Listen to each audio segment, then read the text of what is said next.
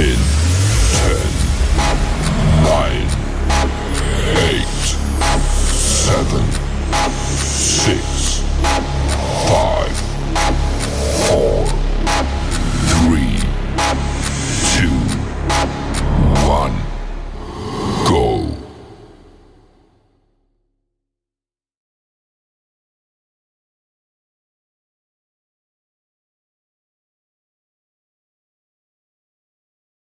Talk to me about that moment when you realize, like, all right, I have my team back into the game. Yes, as we set out to do one day, unfortunately we got on 1-0 and we wasn't gonna give them. We wasn't gonna give them. That was it. I think in all of it, I think we had something to prove as well because throughout we heard some speculation like we won a COVID Cup. When we won it back when after COVID, Yes, everyone yes. was saying COVID Cup. Let's see what they say about this one. How rewarding is it a feeling for you and the youngsters, because you boast one of the youngest teams in the Premier League? The youngest. The youngest, yeah. I'm probably the youngest in the world who have won championship. So what is happening is that why we feel, it's a vindication because people used to say young players can't win title. So this is our sixth semi-final in 6 years straight. We have been in every semi-final. This is our third final in 4 years, and we are a champion. For me, mentally, I have to just push out the younger guys to go out there because it was a tough season for me with injury and stuff. So mentally, I am strong. So to help the younger players to go out there and show them that okay, I win a final. It's a good feeling. It's a good message to the league and everyone. The league has been doing good, putting on a good platform so we can play. So for a team, especially for young players, for a team like Cavaliers, we use a lot of young players. I think it's a good thing going forward for the league and for the club. Talk to me about that moment when you realize, like, all right, I have my team back into the game. Yes, as we set out to do one day, unfortunately we got on 1-0 and we wasn't gonna give them.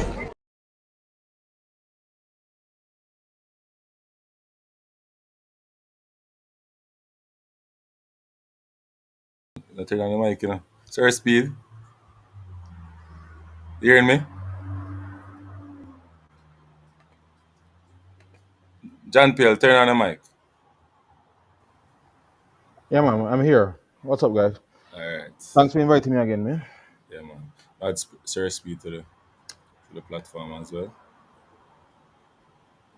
Nice.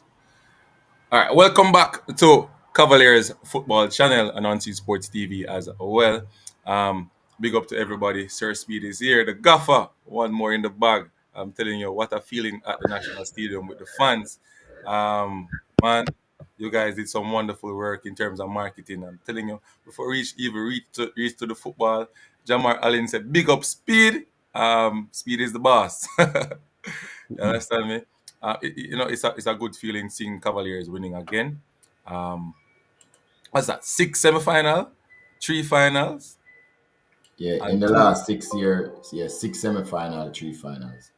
Yes, wonderful, wonderful history so far. And I keep reminding the Mount Pleasant people, say, go back and look at history, because Cavaliers, Cavaliers always beating you guys. And I don't know how them pass and place this time around, but, it's the nature of the game. So, Sir Speed, what do you think about the atmosphere at the stadium? You're surprised the amount of fans came out? Yeah, I was, but there's a lot of storylines that lead up to that. And some people don't even understand the game. It sounds quite a bit low though, like they're far from the microphone. Using the laptop, okay. Yeah, laptop. You're not hearing me now? Yeah, but hearing a little better, yeah. Yeah, no, there's a lot of storylines to the game, what people don't realize why this game was so interesting. The media pushing a lot of narratives. Speed versus Tapper is one. Yeah. Then they brought up, they pushed the ball thing in the semi-final, make it look like a controversy. And they were talking about that the whole week, that Speed changed the ball. You remember that one? Oh, yeah, the ball. Yeah. Yeah. You know, when I shed some light on that, though, a lot of people don't understand why the on it officials were having an issue with the ball and what's the proper way to do it and so on. Right. So I'll soon come back to that. But so all of those things that happened in the past, the marketers and the media was able to push all of those controversy. So it wasn't really a game anymore, It was an event now, you know. It was That's like that entertainment package. yeah, everybody had to be there because an event, So I think that is what they use to tell an effect, and quite rightly. I mean, if football was boring, nobody would come and watch it. You saw the article in the paper where the person was saying, "Oh, I'm tired of Manchester City because there's no story here. Manchester City gonna win. There's no story." And them saying they don't want to go to the games anymore because okay, you might score a lucky goal, but you're gonna get 5-1 or 4-1 same way. It's like that. Yeah, like it's Interesting. story done right already. Yeah, make no sense. So I suppose that is the same thing that people was writing the story about Mount Pleasant. So, okay, them 95, 99% of people say, okay, it's Mount Pleasant to win. And so, I mean, they did a poll and we got 3%. So that just give you an idea of, that is why the game is being played and result like this is just good for the game. Jean-Pierre, what you think about it too as well? Cause you do a lot of work on the Premier League, Sir Speed, like listen to your program, Yeah, You understand me? So, Well, it's interesting you what mentioned you the three think? percent. It's interesting you mentioned the 3% because I run a poll on my side and over 100 people responded, and it was the last 4 teams. And I said, who will you think will win? And it really give Cavalier, a team that's went to the final last year, a team that finished second with 54 points, 3%. I couldn't believe it really, Said it just show how much I'm not sure if Cavaliers hated or just unappreciated, or it is amazing why they really think Cavalier don't have a chance to win this thing. Mr. Speed, congratulations again. Um, Thank you. I hear you keep spinning the narrative of how many semifinals and finals in the last 6 years, but I'm gonna really hear you say, "Oh, this is your fourth final in 12 months." To me, that's a bigger achievement that No, it's not even the fourth. Because we went to the final of the Women Premier League to a knockout and lost both. Oh, well, there you And go. we went to There you the go. final of the under 15. Well, we won that one. So we really is a team that does these things regularly. We were a little bit disappointed that we didn't get those trophies last year. Boy, But you know disappointed. what that mean in knockout though? They rob our training room and half time. We are the only change room they ever rob us by enough car. So I don't even know what happened there. So conspiracy theories. It was one way to stop us or stop our momentum because we were really getting into a momentum last year and they did that half time and the players didn't really want to play. They even stole one of the players' car keys. Yeah, I mean that's like crazy stuff. Yeah, that can really And stop you from go out there and perform. it's funny that you mentioned that, because these playoffs, I got to see the dressing rooms, and I still don't know how somebody who can get in unless they specifically know that's the way to get in. But I won't bring that up too much here. Sir. Yeah, But I can see that really breaking the vibes of any player. the team, not the player. The team, yeah, One yeah. player didn't go back, and I didn't even get to have a team talk the halftime. We just had to go back. I see them thing there. In terms of the stadium and the fans, though, Mr. Speed, can I tell you, sir, I was in the bleachers, and it was a sea of blue. It really felt like a more pleasant home match. The amount of more pleasant fans are in the bleachers just alone. And I have to give credit to a very select few of Cavalier fans who, when they were walking around the rim to go to them seats, the more pleasant fans I jeer them and I boo them. But these young ladies fight back and shout back and say, no, one Cavalier, one speed. So, them get the last laugh at the end of the day. So people can't say, oh, guys don't have no fans, man. They stand up against a sea of blue. Yeah. No, we have some dedicated fans. We do have a lot. One of the reasons was we dropped out of the Premier League for almost 20 years or 25 years. I couldn't remember, but it was a long period that we're not in. So those fans that used to follow Cavalier essentially just retired out from the game, didn't have any more interest. So we really, and then the first time we came back in the Premier League, we were always near the bottom, just trying to struggle to survive the Premier League. And we went down eventually in 2016-17. And then we came up at the same year. And then since that, though, has been our golden year. So I think it will take some time for us to get some fans, but I think we're getting there because people are starting to appreciate what we do. I mean, some of the times, we are the one carrying the Casafa flag because all the other top teams seems to trail off a bit. And even when we go in the Caribbean Cup, we're the one carrying the Jamaican flag because some of our teams seems to trail off a bit. So I think we get in there, people start to come around and say, maybe we should be looking at this team some more and trying to support them. Yeah, I think you guys. I know you did it for help out the league in terms of the double headers and stuff, but maybe more matches at Stadium East would help with that. Yeah, definitely. We haven't been home since we've been our golden era, and used to have a lot of people that prefer to come to Stadium East to watch a game because of the environment. But basically, yeah, we're trying to help with the league, and we are suffering because of that. Because I think with our success now, our base would have started to go back way up if we're consistently at Stadium East. But we're going to try and return there next year. Well, I tell you what, I guarantee you got more fans based on how you play this season and how you play in that final. A lot of people doubt you. Say, I don't think you'll be 3% next poll we do. At least can bump up to 10, 15. So, congratulations again, man. Yeah, man. Thank you very much. We're doing a lot of work, we're trying to, get the fans, onto the club and so on. We have the YouTube channel as I speak. It's growing, slowly but surely. I think, we need to put in some work in that department and try my best right now. Actually, just put in the group a WhatsApp, a fan based WhatsApp group where people can come in and we can reason and talk about football and the players as well. And talk about Sir Speed as well as the gaffer in terms of football and so on and enjoy it. Well, we also have Facebook, which have over 13,000 subscribers. We have our the other one. We're on IG. I mean, we're getting there with our social media platforms. I mean, I think we're well represented. Probably the second. We are second only behind Mount Pleasant on our social media platforms at this time. So, I mean, we're getting there. But I think the lack of home for the last 4 years, 21, 22, 23, 24, if we have really played at home, would have made us suffer somewhat by building our base. But we're getting there. We're going to bring it back eventually. Speed. This win conquer cup, good. This win conquer cup next. All right. I'm going to try. Which one? Caribbean Cup or the big one? No, man, the big one. See. Knock out 2 Mexican and MLS team. And Said that is one of our long-term aim doing. I mean, people believe that because I am the one of the major shareholders in Cavalier. I can't get fired and all the crap with them talk. But we set very high standards, and really that is one of our standards enough to win it, And that's one of our That's and it's achievable. It's achievable. I think so. Here, Sir Christy said that is one of his dreams as well. So go for it. So why not?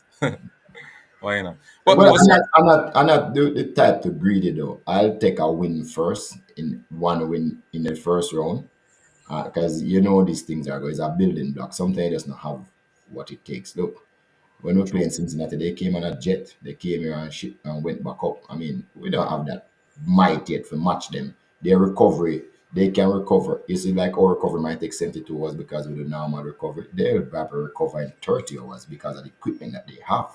So people just watch football and don't understand the science behind it and what goes on in the background. There's a thing called periodization. Look, if you just understand it alone, your team can improve by about 30-40%. Just understanding that alone. And if you become an expert at it, you understand what I'm talking about. I mean, I don't want to cut you, Sir Speed. But when me sit down at the stadium and me look beside of me is a man from Cincinnati with one big camera. And him have him walkie-talkie in him and Jean-Pierre. And him have a next analyst beside him right there. So Oh, yeah? everything what Cavaliers do defensively, the man does a telecoach.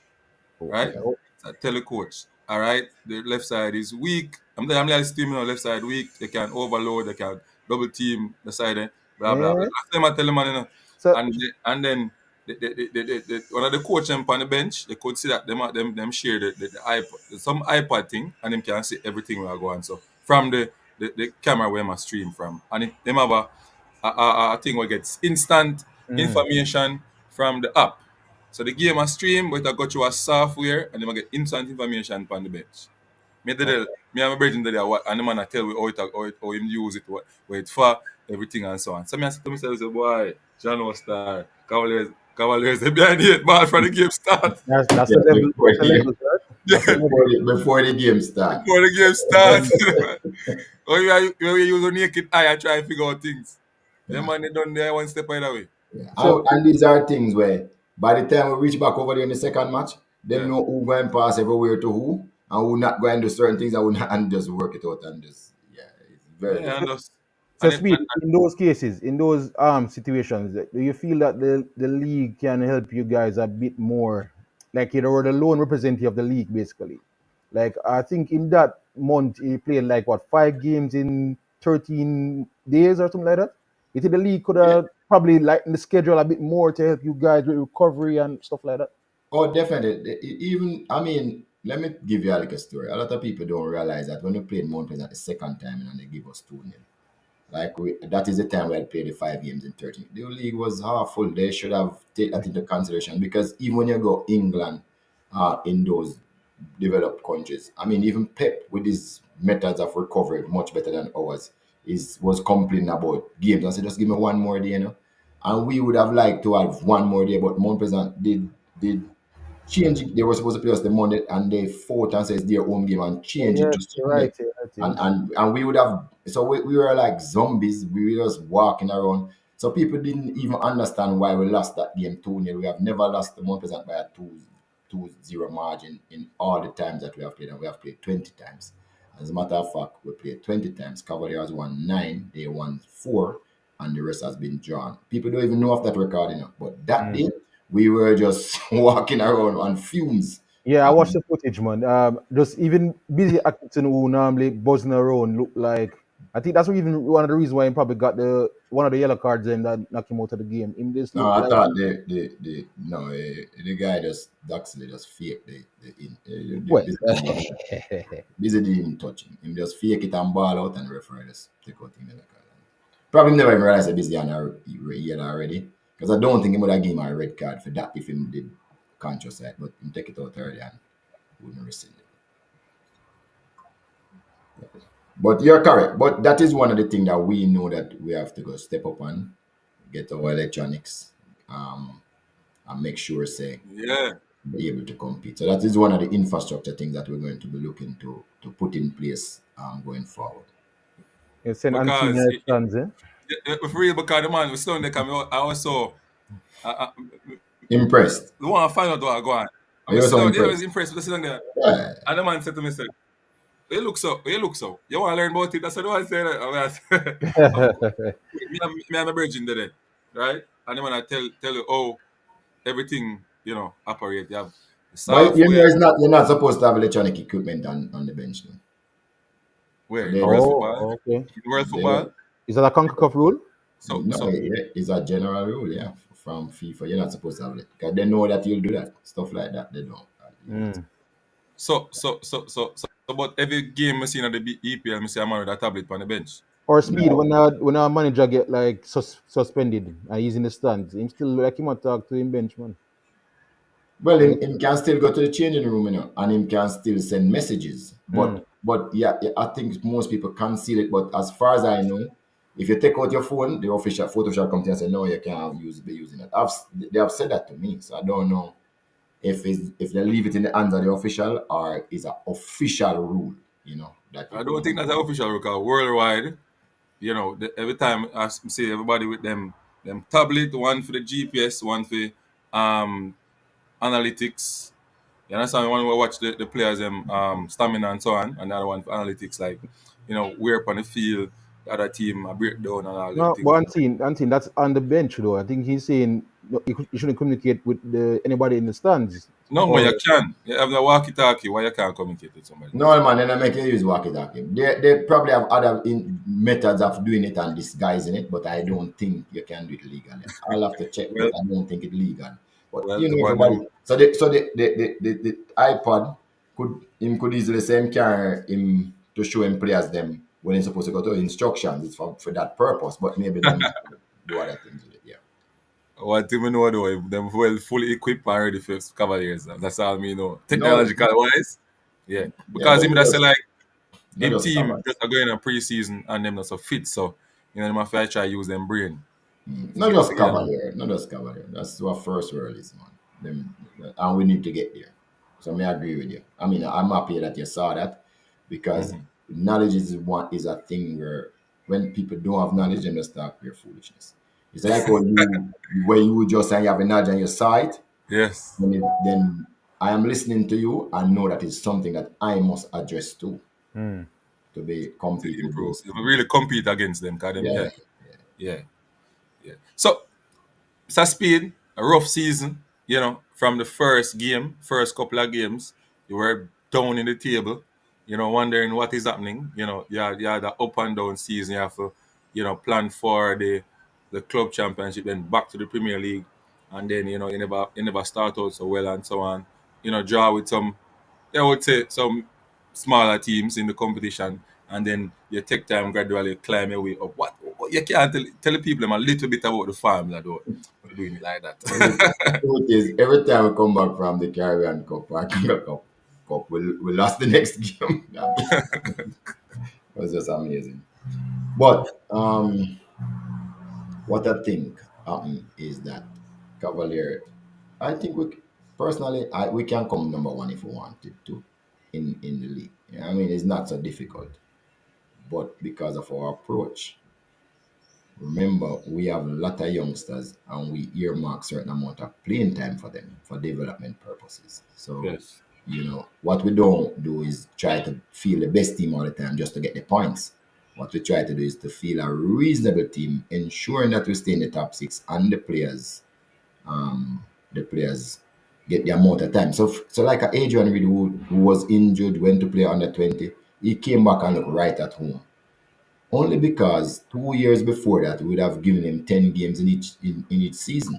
So now he's 17, but he's not a 17-year-old playing his first 5 games. He's a 17-year-old gone over 20 games already.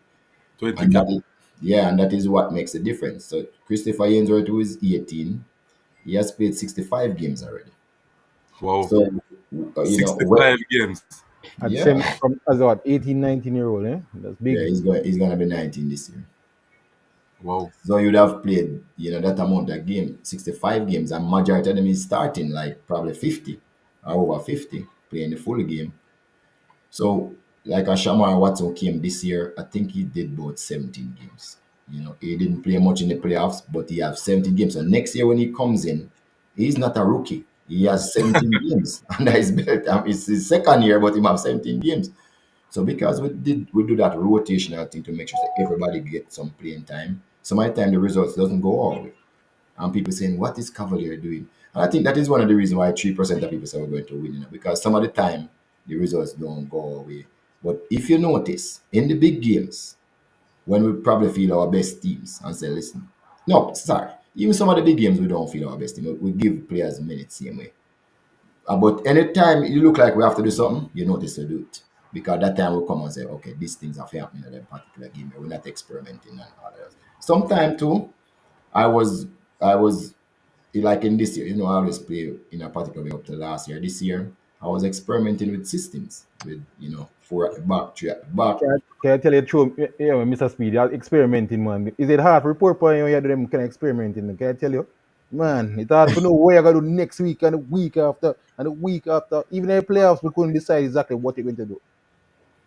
Yeah, but you see, I'm developing up my team. When it comes to playoff now, me always have a plan. So if you notice in playoffs, we play more present 4 times. It's only one day of one. People don't even realize that. So far.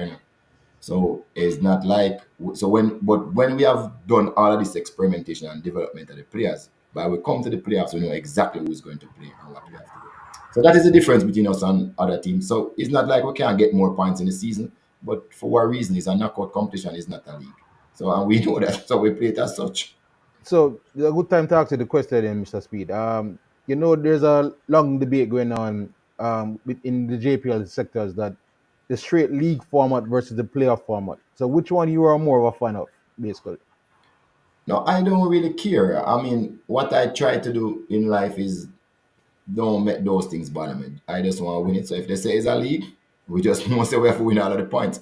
It suits my club and our philosophy, the league and knockout, because I get to develop. If it was a league, I might not get to develop as much because I'd have to be trying to just get the points. And if you notice, I have led, and numerous times I've led in the competition, but then it's not so important to me. I still want to develop. But how much do you value top two then? Top two versus top six? Okay.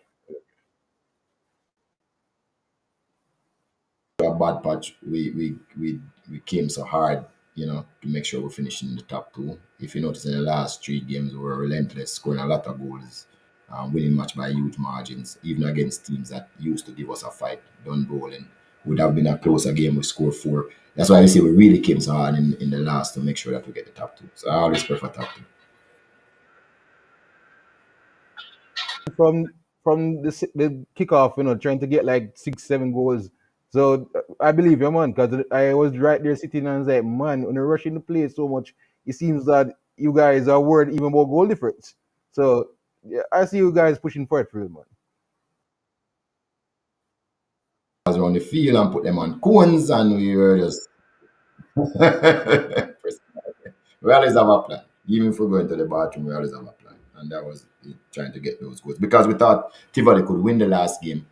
And we were saying, okay, well, I know Mobi will keep them down to at least no more than two. So if we were able to win by six, because they had a goal difference of four over us going into the last game, we should be okay. That's why we pushed so hard for that. Mm. Sir Speed, um, Cavaliers is a team that, maybe next year we may not see some of these young players. They might can't leave us and think. What is what are you gonna do now to keep that, you know, um, intensity, that type of playing style and stuff, same way with those players? Well, because we know you're a man trainer, a next man up. You understand me? And players must sell. Well, you don't know what playing style I'm going to use next year, because the truth is, I usually tailor the playing style depending on the best players that I have. If you notice, in 2021, we were the supreme tiki taka team. Nobody could pass the ball like us. I mean, we can still pass the ball, but we just play a little different. So it depends on what I have. We'll decide how we actually play and what tweaks we have to make. So, but that is the reason why we develop players, because the year last year, we lose 12 players. Last year when we came second, we lost 12 players um, out of the team the year before when we came third. So just to give you an idea, but we were able to put in additional players who had some experience and was able to come second last year, even though we thought the team was still a little bit was a little bit weak going into the final. But this year, I must tell you, we have 32 players in the squad now. Well, 31. So even if we lost, say, 5, 6, I'm hoping we do send them abroad. We still would have 20 odd, and these would be young players, but they have some experience. So again, you might find that we struggle early in the season, but development of those players is key. We will bring them to their maximum by the playoffs, and if we reach the playoffs, we'll be fighting for the title again.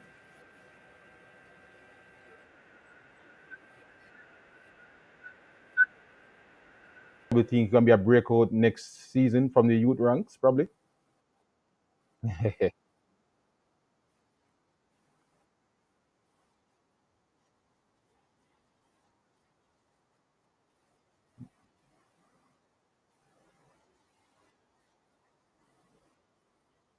Mm.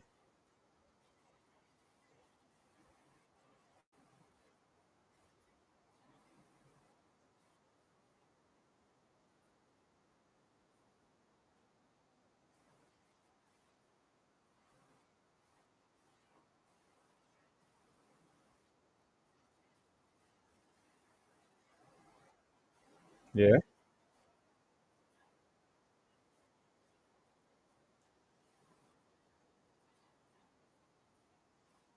Tier two. Okay.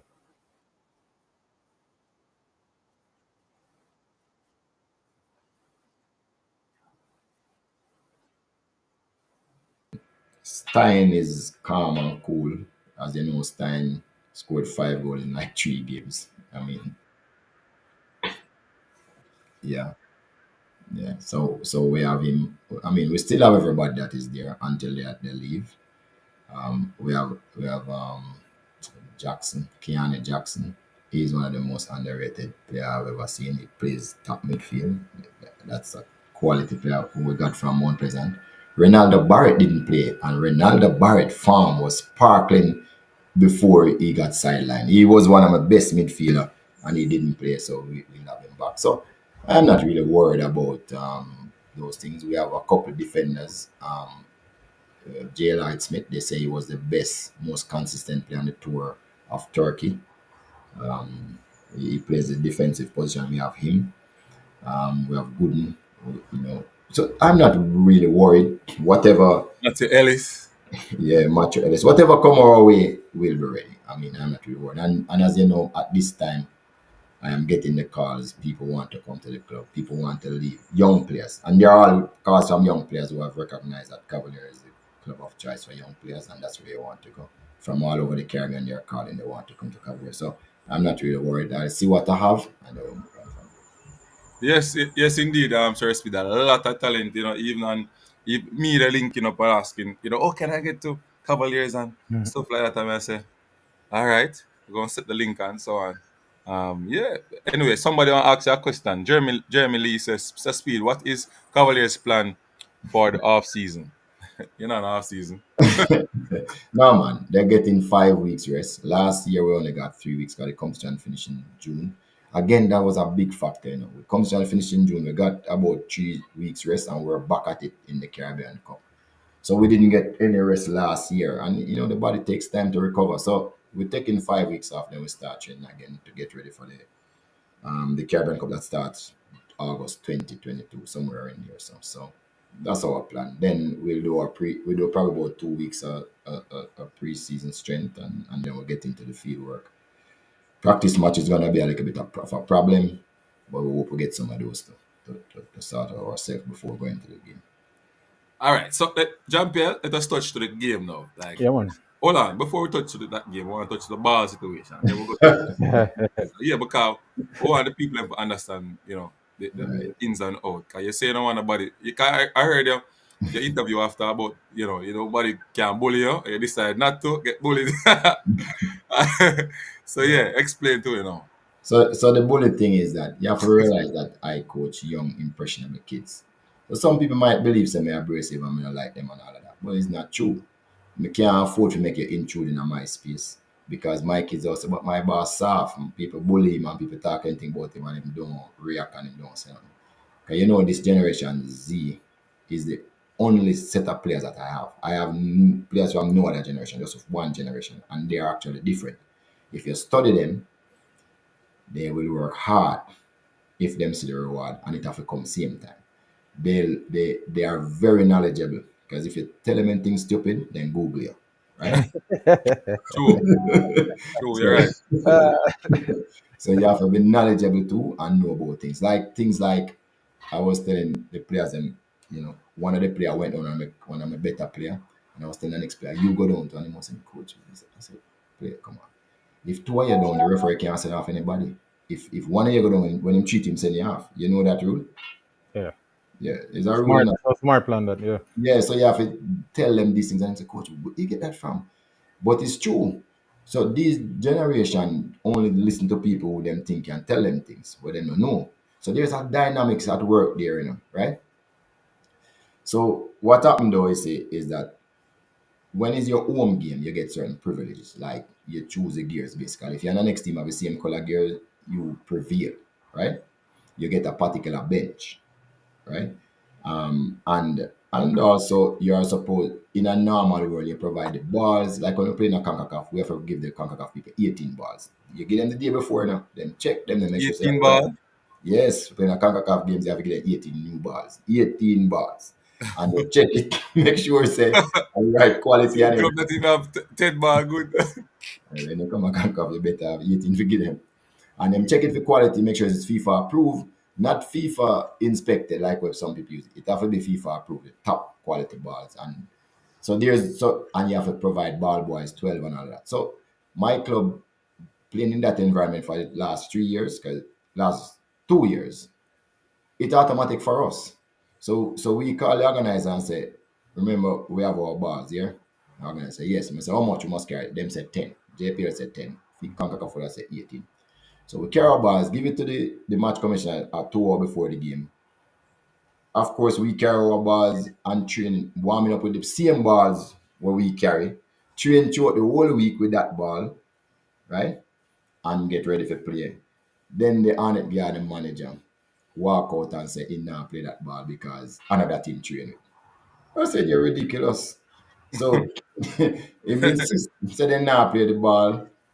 And the JPL general manager come out and I change the ball I put in the Adidas ball. And I ask him, why am I here, so? I mean, and I asked the referee why not give them a yellow card to all of them there. So, cause none of them supposed to be in a technical area right now. As a referee, why them man not get red card and run them off of the pitch? Because what are they doing in here, so? And you know, so if I did do it in our next match, I mean, not on the card that year, the whole of Jamaica say, oh, speed, do this. Yeah. Everybody set a different standard for me, than them, Yeah. True. I even tell the Slip general up, you know. manager in our meeting, say, general manager, how you, I first never see a man hold up a game for ball. This is unheard of. You ever see it in your life? No, boy, can I tell you, it's the first I saw that, especially for a big semi-final. Yeah, for life, the man for them to get banned. And I tell him in front of him, who want to get banned? I want to mash up football because I don't know the rule. So I insist. So them put the ball around the field. I'm just tell my ball boys to go and take them up and put on a good in my ball them. So I had to go that far. Interestingly though, Hold on. They remove your ball around the field. them put some Adidas ball around the field. Wow. But the referee had my ball in his hand, because the referee was saying, but I checked these ball already and I'm good. I don't check those balls. How am I going to play Adidas ball? The manager, Arnett guard manager say, him want to use those balls because I hit him train with.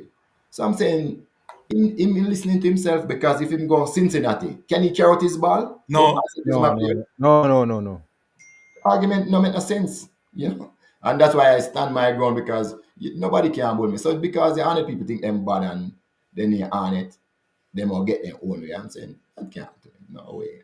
And it was resolved when we use our ball. And but I think the biggest problem was, you see that orange ball, you see the first leg where we played them in the league, Sabina, we give them 3-love, with the orange ball, Because that time they never say anything, because it was my home game. You see the irony? That game them never say anything. It's the same orange ball me use because it's my home game. And then get 3-love. But I think when they see the orange ball, they remember the 3-love at that meeting, At the same venue too, eh? Yes, same venue. I guess I'll score 3 again.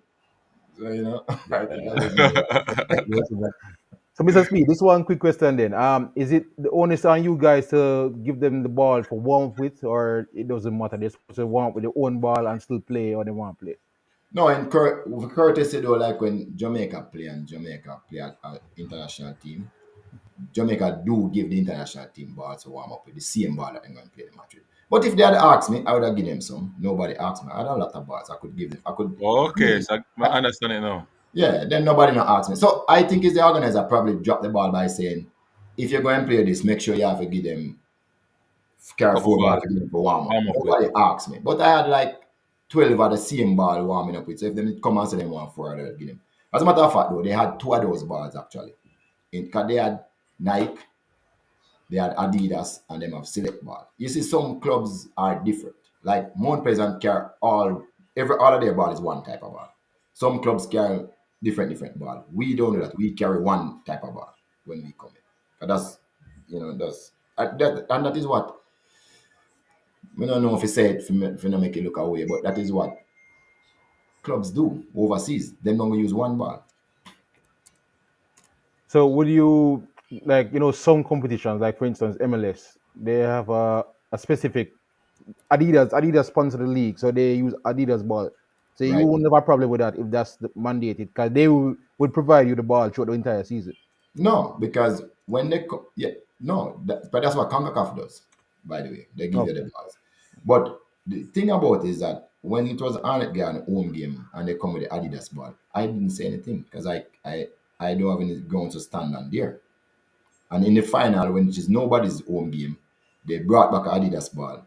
I just play. I can't say anything. But when it comes to my home game, that's all I'm defending, Your home game, and what you're belongs to responsible. me. I am not defending anything else. But the truth is, the Adidas ball, I think the JFF gave every club Adidas ball. So everybody have the Adidas ball. True. Everybody have the Adidas ball. I have the Adidas ball too. So what Mm. happened when A I'm playing blue, white type of ball, right? yeah, when I'm playing away, I train with the Adidas ball the whole week because I know when I go to that venue what I'm going to see. And when I'm playing at home, I train with my night ball the whole week because I'm going to play the night ball. So because the So night ball is really superior to the Adidas. so the ball have a difference in the game, right? Ball makes a difference. I I never use training ball. Never. Nobody. I've not used training ball for the last 8 years. Nobody can. Always match ball. Yeah, our training is always much ball. I mean, Match ball it's type of different. different from Look, the margins are so small, So as a 1 inch can make you get a goal, Just because the inside of the post, inside of the middle. So everything matters when it comes to football. That's how I look at it. All right, people in the comment section, big up on yourself. Welcome to Cavaliers Soccer Club YouTube channel and Unseen Sports TV. Please like, subscribe, and share to the content as always. Mr. United said big up Mr. Speed and big up Unseen, big up Yeah. Jean Pierre. You understand me? Jeremy Lee as well. Big up on yourself, everybody. Please remember that the super chat and the super sticker is there on Unseen Sports TV platform. You can contribute to the platform if you want. And remember, like, subscribe. It's easy, it's free. You understand me? Easy way to support our YouTube channel. And remember for go over Jam Pale, doing some great work over there. I'm telling you people. Great work. Yeah, man. Straight into the game now. I mean, I try for call Mr. Paul Maxwell. I make some big talk with you on the YouTube channel, love Mr. Speed. Really? But him say he want to come over in the W column, And I ask Mr. Paul Maxwell which column he want to talk. Mr. Paul Maxwell say, well, WORST, worst column. But Mount Pleasant, you have to give them, them props. They did well this season, I think. The only problem I have with Mount Pleasant, we just think them coward. We just think them coward. With the type of ammunition with them have, we just think them coward bad. That's my thing that from I the wouldn't say that. You see them coward? We're not sure about that. yeah, man, them coward. No. You have it. All right. So the game, what I really proud of in Jamaica, and a lot of people, don't want to give credit is due. Jamaica has improved significantly when it comes to tactics and because I've gone back and watched the games that used to play in Premier League a long time, right? When them used to say Premier League used to good. Us Jamaican go back and say Premier League used to good. I've seen the 3-2 game that Boris Johnson scored 3 goals and Walter Boyd scored 2 goals. And people were saying that's the best Premier League game ever played. And Walter was defeated on it Garden 3-2. And I watched those games. Yes, somebody pick up the ball and block 2 man, then them pass it. Or, the pace was so slow because, again, it wasn't really professional players playing. The people was working, working on the wharf, doing manual labor, then them run come and play in the evening. So the games were slow, and I told somebody that, listen, if one of these teams now play those teams, yeah, 5-6 love, nothing funny about a 5-6 love if you look at it, just the pace and tactics and everything. And those teams basically never used to use any tactics or anything. Them just play. And there was really good players, yes, and there were some good players, but it wasn't a consistent thing. In the last couple of years, you can see the Premier League are getting in that direction. People are talking about tactics and who play like this and where you do for counter it and all of those, which is so good for the game in Jamaica. So there's a lot of improvement. And partly because coaching education improved so much. Because remember, just 5 years ago, 6 years ago, the most educated Jamaican have a JFF advanced level 2 coach in the Premier League. Now you have people in the Premier League with A license or do them A license. You have 5 person now that pass A license. You have 6 who would do it, right? We have about nearly 100% B license, either do it or pass already. And then you have C license nearly 200 persons and D license. Even if Just you complete mine, even if you do a D license, you talk about people with about 500 people now have D license. So the truth is some of them intertwined, but the truth is knowledge, education has risen, and that is the reason why you say people start talk about tactics. Because the truth is, if you not come like that now, people can use lesser teams and kill you. So I better and it used to happen to Jamaica all along. We look like we are play good, get in a CONCACAF, and you say, yes, the team are play good. Yeah, playing good. Because the man who have a license just a wait for you like a C license, man. And then just make one tweak and you don't even know what him do. You don't have no clue what him just do. And that's why Jamaica used to look good and lose. People used to wonder. So that to me is the biggest gain in the Premier League. And then, so you can't judge teams only by what them have. Because at the end of the day, people can use a lesser talented team and beat you if you're not nothing about you. Or if your team is playing what I call chaos. Chaos mean the player will get the ball next, the player will have the ball, decide what to do next. You know, so you're playing a chaos. That's what I think. I mean, and it works sometimes, chaos, right? But you have people now who have them tactic and them technique and them game model and them game strategy where them are play. And even with lesser player, them can beat you. I'll make you one good example like Clarendon College versus Glenmuir. Glenmuir tactics was much better and beat them in the Dakar Cup final. You see what happened when CC never take them for granted in the next match where they get 4-love or 5-love. I don't even remember. But they had superior Six. plan. Six. Yeah, 6, yeah, 6. they had superior play and lose the first one because in tactics they must play in a chaos. That's a play. Because them say, okay, we must win. The next team will come with a plan, right? And these are the things in a Jamaica football. So be careful when you talk about who do bad or who not do bad because we are getting a bit more dedicated. No, yeah, and you're right, Mr. Speed. The coaching education, you have to take a a little tap on the shoulder for that. Really, getting the coaches up to par. Being in the Premier League, as an assisting with Lima football, I've seen a lot of things and learned a lot of things as well. So even played against Cavaliers, on the opposite side. You saw live still on the opposite side. I almost beat him too, It But should have beat them. yeah, should have beat him, but that's what the nature is. And team never have the tactics. Don't have the players who really go out there and step. Because Mr. Man, me like attack, attack me like attack, but we can't attack, so we have to just ease myself. Score first, which is good. Couldn't attack, have to try to defend the game and so on. So you see that was a good tactical setup or your setup because no matter how a team plays, there is a remedy for whatever they do. The truth is it no must work, It must work. right? But there What I did in that game, though, Sir Speed, was we understand that the corners, the front posts, you attack, and they will see it often. And then you add a player who used to how Cavaliers play. He's like, him say something to me, I say, say, come back, and same time I come out, I see the changes them I make. So I'm automatically, I just start tell the man what to do on the field. You understand? So, yeah, and it worked for a period of time, well, part yeah. of the game. I So mean, tactics really work. tactics play a big part. So I thought, you see, there's some things where people don't look into. You see, fundamentals of a team is very important. You figure out what the fundamentals. I'll give you one example. I think at Newcastle or Leeds, I can't remember. They came like third in the Premier League or fifth in the Premier League one season. I think it's fifth. They give everybody 7-year contract, raise everybody pay and say next year they might go Champions League. But their goal difference was a +1, +1.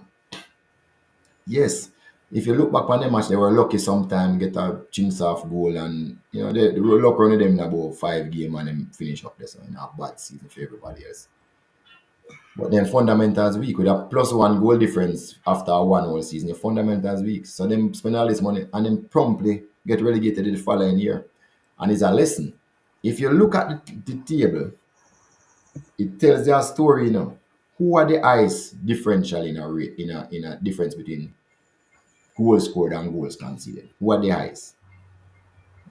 Was in a Cavalier have it? Yeah, 31. 34. Oh, 31. Yes, you're right. Yeah, Mount Pleasant at 22. We scored 48 goals. Last year we scored 47, and we lost Webster and Anderson, and we lost that's like 25 goals, right? We lost there, and we scored one more this year, and we conceded 23 goals last year, but we conceded only 17 this year. And Mount Pleasant only scored 37 goals. You see, that tells you a story, and a lot of people don't realize, It tells you a story. Because we play the same set of teams twice. And that should have told everybody a story. That, hold on,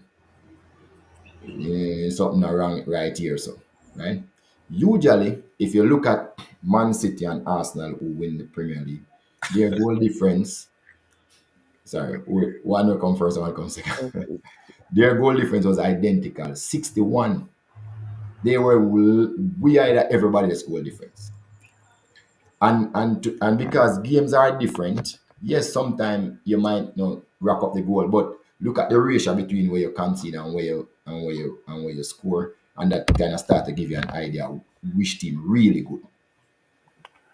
I think what tricked the people aiming at speed is that you're at a stretch. I think what 6 games or 7 games in a row you win by 1 goal.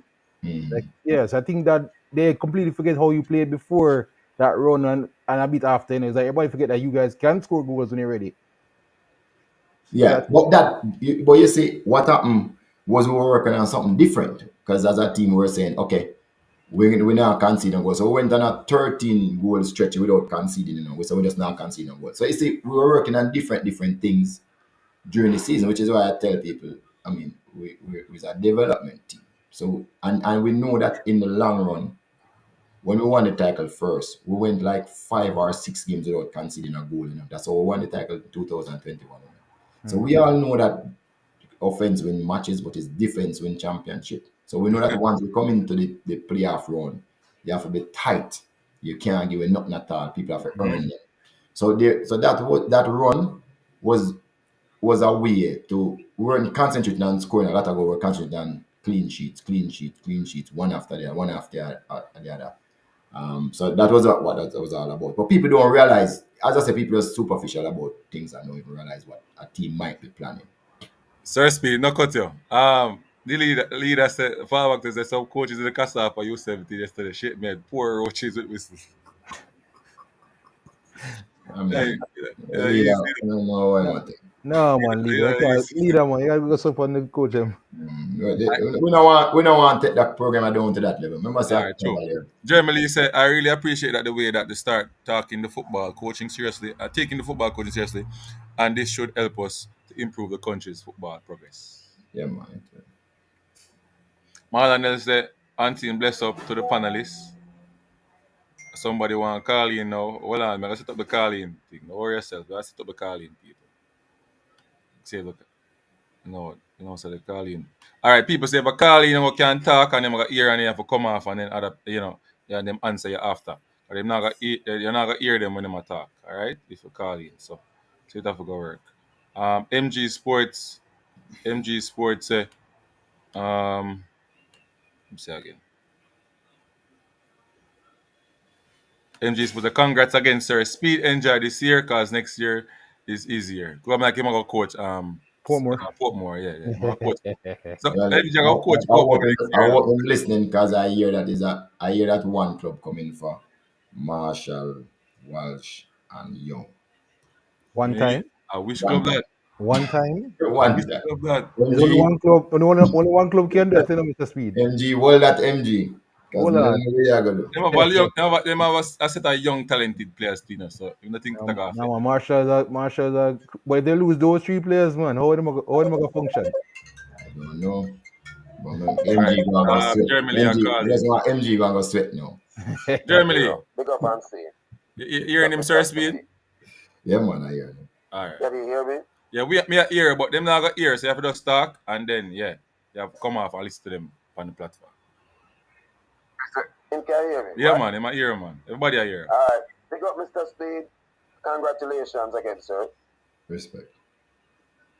So I'm one of the Reggae Boys community member, but I just gotta say, the last couple of years it's been a tumultuous relationship between the fans and you guys. But this is where I'm at right now. I'm about supporting the football. I put everything else, behind me, and it's about I'm going forward. I like the way that things are started improving, and that's where I'm at. So congratulations once again, and I'm just about football and the people.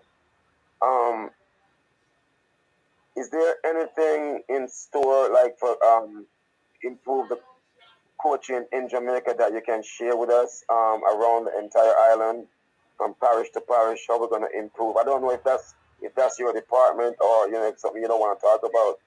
But if it's something going forward that the whole island is going to do to improve the coaching, improve the football from parish to parish, if you could say something. All right, thank you. All right, my boss. Yes, sir, Speed. Yeah. Yeah, And wait till him hang up, make him can hear. hang up, man. Him hang up.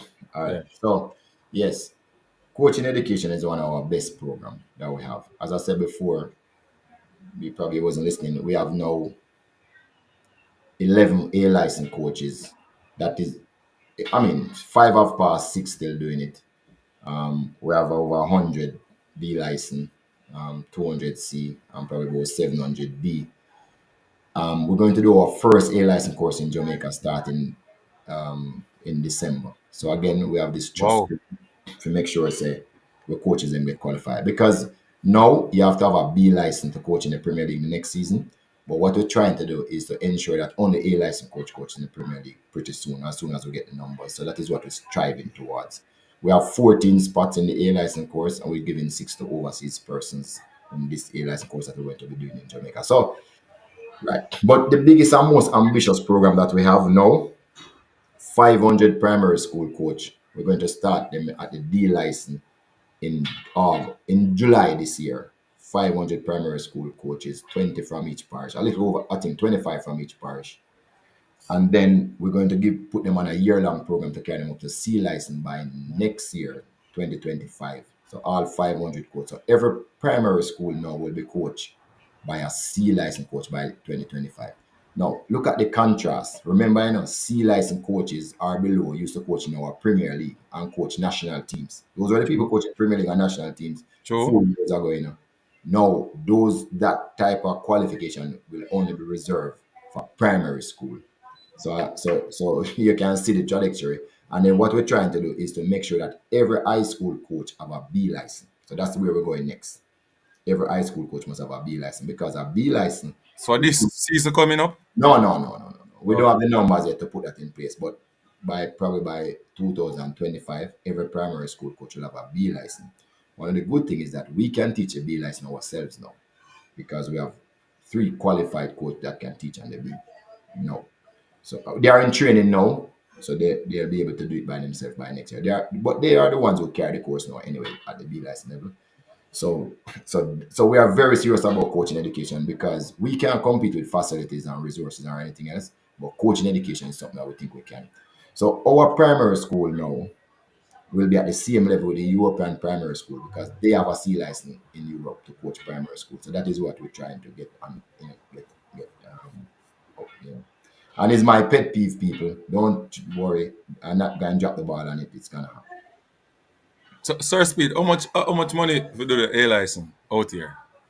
We subsidize it heavily now. Just 1,500 US we charging your pay. I mean, you have to find your own accommodation and meals because not meals during the course, but you have to find your own accommodation because it is done in So you'll be at the center, right? batches, yeah, at the center. If the place is open, you probably can stay there or stay with one of your friends or something, but you have to find your own accommodation. Oh, so you have to stay. You have, Yeah, it's like 10 Brother days straight. Allen. It's like 10 days straight. Mr. Allen. Welcome, Mr. Allen. Welcome to the show. Big up What's up, yourself. man? Bless up to you and the viewers and Mr. Speed.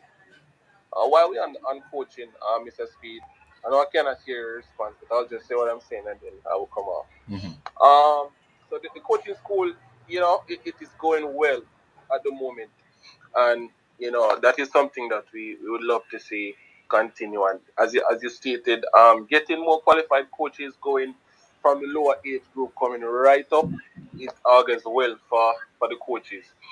And another point on the coaching, I was observing. I know the Borussia Dortmund coach. His name is Edin Terzic, and I was just looking at him and seeing how he was in coaching and seeing where he started and where he's at now. And what I think that would also help coaches in our region is exporting coaches to, and not even say export, but exposing them to other teams in other areas, so they can, broaden their knowledge of the game. I know we're getting, the teaching and the qualification, but I think that exporting coaches, just as how we export players, it would also add to the diversity of the coaching that we would have here on the island. And I don't know if you have any plans to also put things in place to allow coaches to even go to smaller Caribbean islands to take up bigger roles. At the moment, we have coaches here. They will coach the schoolboy football and they will coach at the JPL level. Some coach at tier two, some do business or some do all of them, you know. And I'm just thinking that to broaden their horizon, exporting coaches, and know that must be something that you are looking into because you yourself, would probably be looking to at least go spend a 2-3 years somewhere else and come back. And I think exporting players, it would do us well to also export managers to other jurisdictions to broaden the knowledge of the game and be well rounded. You know what I mean? Because, with coaches, moving from a level of JPL and schoolboy football, I think not only getting licensed, but also getting the experience outside of Jamaica would also, help because when we move them to national teams, they're getting people from all over who are used to different systems, etc., etc. So exporting coaches as well as players, I think I know you probably be looking in that direction. It's not something that you probably have to do right now, but you're looking forward to do it. So I just want to hear your thoughts on that. All right, Tisali. Well, actually, we have a few coaches well coaching overseas. I mean, Shavar Thomas, he did a B license with us. You have Wild Boy Lawrence, he did his B license with us. You have um, Edwards, and when name Edwards, that used to coach at Tivoli. He's coaching overseas. He did his B license to us. Shavar brother is coaching overseas. But it's a personal choice, though. I mean, we're not going so far. That is really a personal choice if somebody wants to go work or not. I mean, everybody's circumstances is different. But I know that the Caribbean is very interested in our coaches because of their successes and what they have achieved on their education level. Now to move to, I mean, you have people like Tyrone Marshall, who is a Jamaican that coach overseas too. So, but to move up people to Europe and those places to coach, really is like is like asking is like is like us renowned track and field coaches. If we go to Brazil right now, we'd never be assistant coach to a Brazil national track and field coach. Nobody from Jamaica would be assistant coach because we are so far, so our knowledge is so superior. So to get one of our local coaches to go like Europe and get a head coaching job is like it would be really, rare for that to happen. It will be more like people going there for apprenticeship more than anything else. And that is apprenticeship is something that we look at, but definitely not to go and get coaching jobs. We don't have any try to get there. Yeah. Another call, Sir Speed. Yeah, I man, call him go a coming hard today. Welcome to Unseen Sports TV. Good day, good day. Good day. Yes, sir. Go ahead. Good day. Go ahead. On the panel. Go ahead. Go ahead. They're hearing you. Yeah, Mr. Speed, I want to ask you a question. I'm calling from Antigua. I think I know you a couple of times. What's your name? What's your name? Roach. Roach. Oh, sorry, Roach. Okay. Mr. Speed, what is your plan for the Cavaliers to go further into the CONCACAF Club Championship this coming year or next year? Because I watched some of the game that you played against Cincinnati, and I think there's some significant room for improvement. So I want to know what other thing is going to be implemented to improve the team for the club championships. That's one. I think a while back you said that you were more gearing to have the coaching educators get their A license so they could come back to Jamaica and hold invigilate classes. And I want to know if most of your coaching educators have received their A license. That's one. The next thing I want to say is that I like what you're doing to improve the coaching education in Jamaica. But one of the things I want to emphasize is that once these coaches are coaching in different areas, they must be evaluated to ensure that whatever they're disseminating to the players is the correct system or techniques. Because it's important that everybody's on the same page in terms of what you want to achieve to develop the players. Because one of the things I observe from you is that perhaps we need to develop better players in Jamaica. And I think if we have the coaching education pattern down, the correct facility.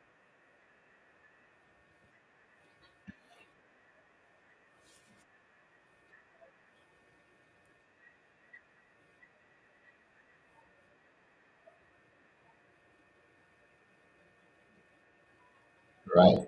Yeah. So he asked a couple of about three questions, if I can remember. So the first one for Cavalier, we are an improving team. Experiences teaches you a lot. The first Caribbean Cup we went to, we didn't even get out of the first round. The second one, we went all the way to the final. So we're learning more and more as we go along. There's no one method to use whenever you're trying to improve your team, but there are certain basic things which we probably didn't have. Even on this program, we discuss technology, which we need to be better at, and it's something that we're definitely going to have when we're going. When we go to these countries to play, sometimes we only get one session, and it's only the session on the field. We reach like, one based on our travel arrangement. One of the time we reach, like 47 hours. We're supposed to reach 48 hours before we reach like 47 hours. We reach in the middle of the night. It was difficult to travel around the Caribbean some of the time. So we have a lot of issues. We never have any big issues in terms of logistics still, but we had issues where we probably could have reached a day or two before. So all of those things we'll take into consideration. We kind of understand the relentlessness of how teams play and how they spot weakness quickly. So it is a case where once we spot the weakness, though, we have to correct it same time, real time, before it spiraled out of control. So there's a lot of things I would have learned. Of course, coaching education is more. All of the coaches at Cavalier technical staff, some of them doing MB license now. So they are also improving their knowledge. I'm improving my knowledge as we go along. So I think we'll be putting up a better show than what we put up before. So let us see what that turns out to be. On the idea of coaching education, our courses are rigid. Oh, you had asked how much people have A license. Now, one, two, four, including myself, of us have A license that coaches do coaching education in Jamaica. So there's four of us that have A license, and there's one other person in Jamaica that has an A license that it doesn't really work for the coaching school, but we can always resource him. So we have five, five Jamaicans we have, I know that can teach. So getting the license again, getting the diploma, what we give now is a diploma, is one thing. As soon as we settle on as early as next year, we're going to be having what they call continuous coaching education. So you have to get a license. So what that means is that you have to do continuous studies, and we're going to keep those courses to 1 days and 2 days course. You have to do a certain amount of hours to keep your license. So you might have a diploma, but you don't have a license. So there's going to be a licensing system that will ensure that coaches are kept up to date and improving their craft as they go along. So that is what we're going to be introducing next year. I think I understand. I answer all the question.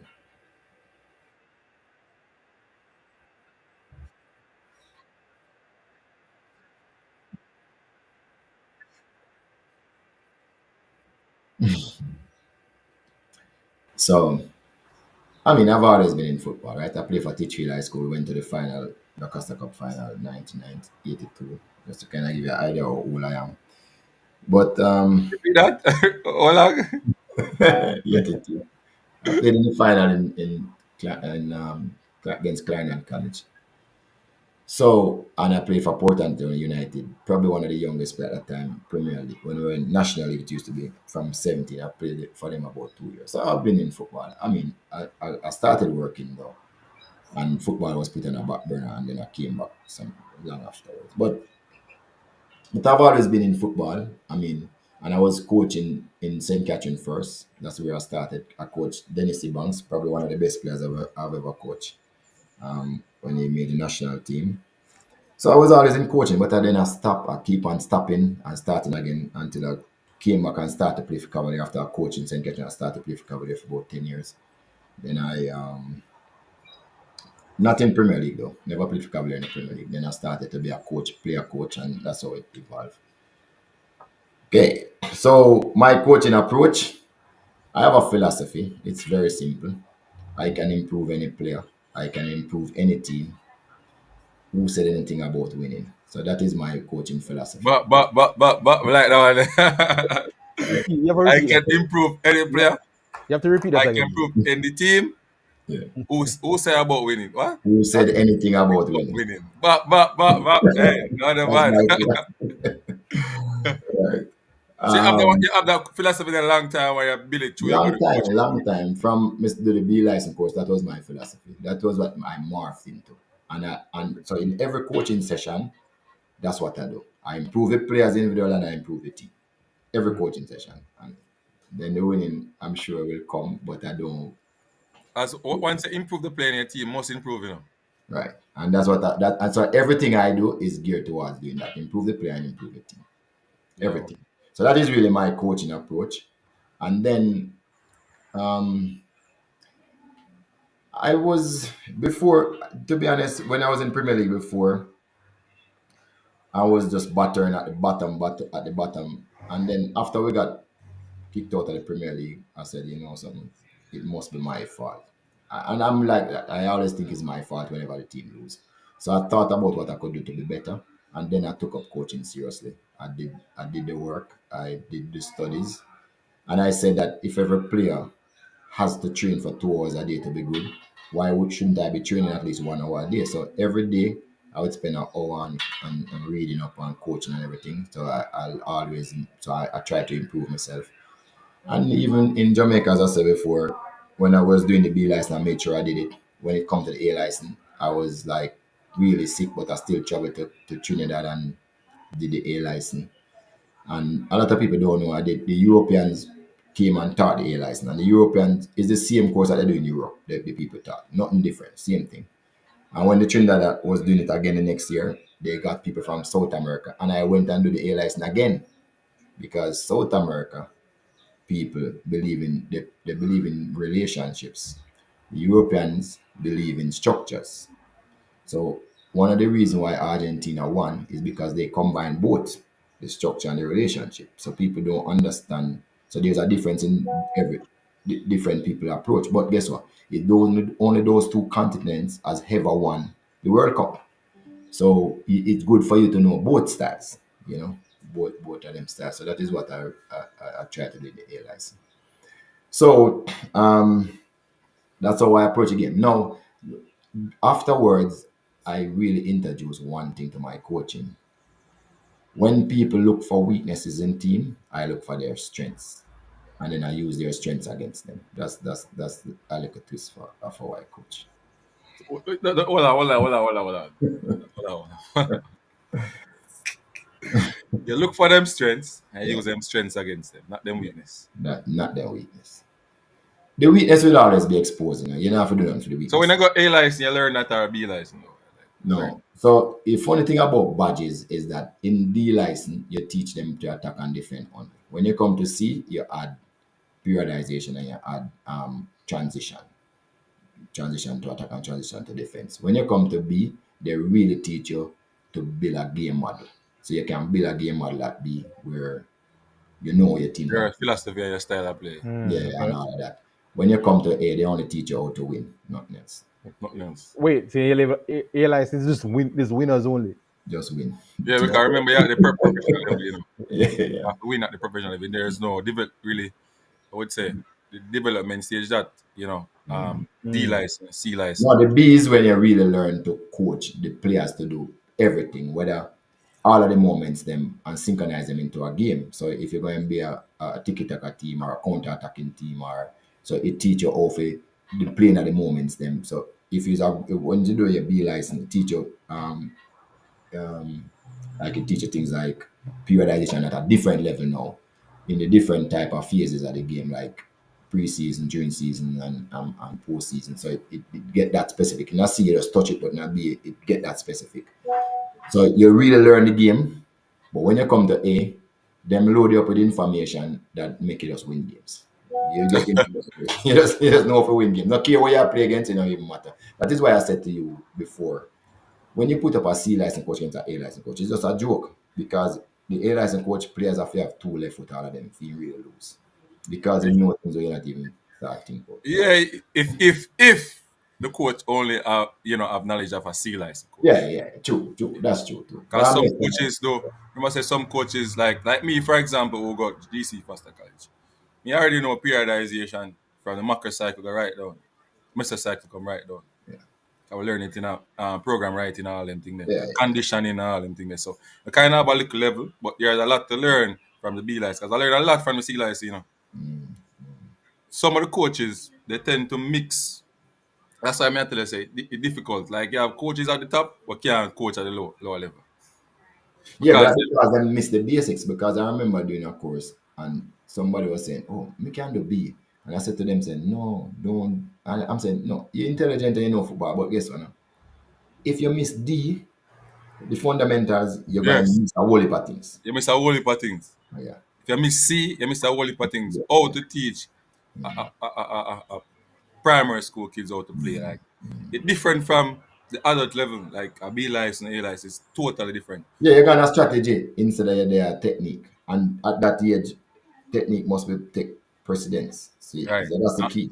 And where you focus on, the Right, technical warm up have to be right, it's very important. I thought they mark it on point and jump here. Like technical warm up, Bridget, if you don't get that partner right, you get zero.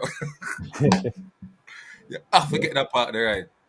And you're not get no theory test, you strictly practical because that's where you have to apply, What you in the know, yeah? session. Yeah. So yeah, that's where you have to do and if the youth them look like them now learn a zero again, you have to make sure. So and a joke thing, the coaching thing and a joke thing and Sir Speed have to get a lot of respect for that. But a lot of people, Sir Speed, them feel a way with who are teach the course. Like I try to encourage them to tell them say, hey, it's not about because teaching and coaching are two different things what people don't understand. I agree. Teaching and coaching are two different things. But a lot of people I say, boy, um, the principal of coaching, Sir Speed just play since that young get 6, 7 years love. If he teach me football, he can't teach me football, he mean nothing. Even Pep lose big matches already. Sir Alex Ferguson lose big match already. So what am I trying to say? Top coaches can lose matches. That's what I mean. A lot of them in the comment section right now, because I have the big conversation with them. I'm going to try to educate them and say to them, say, hey, even a madman on the road I can learn from. No. But you now forget it so extreme. Look here. The professor, people who teach at college and university are professors. Nobody will employ them and give them one big job to run a corporation. Who noticed that? So the professors but that them teach everybody who run the corporations them. Collaboration. But But nobody none of can them no. It's like so that is a nonsense statement. It's like what I learned just the other day, and you keep on learning things. I never know that every medical breakthrough was done by a doctor under 30. Old man of medical breakthrough, it always the young kids them. So you probably have said, why would I want to learn nothing from Mark Zuckerberg? He don't know nothing. Don't you? I probably said that before him come with Facebook. So, It don't make no sense. So you don't need to be accomplished to be able to know things and teach things. Not go so. That's not how the world go. The world actually, the brilliant ideas come from people who are inquisitive and have an aptitude for the certain things. So we can teach you. So I'm sure if I go up against some finance wizard professor, you make me look stupid. But people in a corporate Jamaica make me run big companies, financial things for big companies. And them would have make me look stupid by knowledge alone. So, but them would make them do it. You see the equivalency. So teaching and coaching, actual physical coaching is nothing. Oh, by the way, when I was doing my ARIS, who I studied as a coach that I want to study was Richard Williams. That is Serena and Venus' father. I didn't study on a football coach. You know why I studied him? He never saw any talent in Serena or Venus Williams. He just said them have to play tennis. And him start from 4. He was very interesting. So look, and that man never even played tennis himself. How did he bring those? That is true. That's a good point. Yeah. Never know not about tennis. Never play the sport. They decide to say that was the best route for them to make it somewhere. Pick up some 4 year olds, girls, and decide to do something. Yeah. I actually saw somebody playing tennis on TV and said, that's what I want my next, I think is King, Regina King, I think, a black tennis player. And him say, okay, that's what I want my daughters them to do. So this fallacy argument, don't cut it, don't cut it. Wenger never wasn't a big baller. He was one of the best coaches. Sir Alex Ferguson then saying he can't set out Cone. You ever hear that? Saying if you tell him to set out one session, he can't do it. Well, he was one of the most successful manager ever. So let us that need to put away people and smoke it somewhere. Mile Uncut say, what if you have a bachelor's in coaching and admin? What level can you coach? We'd have to see the curriculum and then match them up and then we'd know. Okay. That's what we do when somebody says they have some coaching qualification. Before we say, okay, give us the curriculum where you go through, we match it up to see what the topics you did. Because you could have it, but suppose you don't coach the topics where we have in even a D license. You have to do it over. Suppose you never see the moments yet in your life. Like oh, I never see the four moments of the game until 2018, as long as me a coach and go to so much other courses. It was never, or even for SAR, it was never broken down like that to me. So clearly, we would have to do a course like that, no matter what we have. It's all in say, Mr. Speed, Cavalier seemingly getting bigger in our region. Are there any plans to get your own stadium and training facility? We have our training facility where we train. A lot of people believe that you must have a stadium. AC Milan and Inter Milan and well, if a big team don't own a stadium, they play in rented facilities and they are world powers. If you want to know a little bit of our business, that's we're not trying to get any stadium soon because even people who have the stadium, they're not able to keep them up to the standard. One thing you can tell, Cavalier play on the best surfaces, in the best stadiums, in the best facilities when it's our home game. So we'll continue to do that until we can afford to do something like that, which a good stadium costs about 90,000 US dollars, right? It's not cheap. So we don't see us reaching that anywhere near that yet. What we're trying to do is to have residential facilities. That is what we're working on now. And we did bought one recently, so we can house our players. Getting a field to train on is the least of the problem, and getting a field to play matches on is the least of the that infrastructure we're investing in now. So we'll be able to have our own place, have our own room where we can show videos. Players come there and sit down and watch, and that's what we're investing in right now. That's for the first team or the academy. Well, That's it's for all teams basically. okay. The Antiguan, Mr. Rhodes, sent me a message to ask you a question. CFU needs to have more tournament beside the U14 boys and girls. The U17 World Cup is every year after 2025, and CONCACAF has 7 World Cup spots. Those 7 spots most likely will go to North and Central American countries. The Caribbean will be left behind. So CFU need to have different age group tournaments.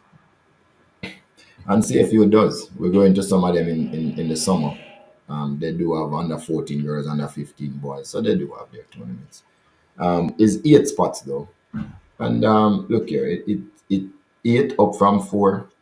I can't be complaining about that right now. I think it gives us a better chance to get there, and we should just take it. I mean, that to me is not the issue. Our issue is always preparation. And I can say here proudly that for the first time, our under 17 team will be in training for almost a year because the tournament is next year, January. And you see, we have played practice game already with our under 17 team. We're going to Europe, we're going to US in the summer. So this is what going to be one of our best prepared under 17 team. The JFF has an under 17 competition, elite competition starting on Sunday. Again, players will be able to keep active. So to me, things are looking up. In addition, we're trying to send a team to Marlborough for the under 15. Now, that under 15 team is supposed to play in 2026. And we're sending an under 14 team to Cayman that will play in 2027. So you see what happened? We have one Yes. 3 years preparing, one team 2 years and one team 1 year. Never happened before in the history of Jamaica. And we have a national academy now, which open 5 day a week, so players come there and train all the time. Things looking up. All Yeah, right, Mr. so Speed. hold on. Mr. Speed. Because since when the case of U17, I saw you touch on it a bit. That thing with the PFJL has started with the UDP, the Youth Development Program, sponsored by Malta. I know you're basically the head of the project. You're spearheading that. And I know at one point before the announcement, you were saying it will be mandatory for all 14 Premier League teams to happen. And a while it was hard to think all 14 teams would have been it. How disappointing is that it only came down to 4 teams, really? No. That particular project is not my project. The one that Okay, we okay. were trying to marry it with my project. My project is the Mm. elite youth under 17, and we're trying to marry both of them. But the JPL people didn't want.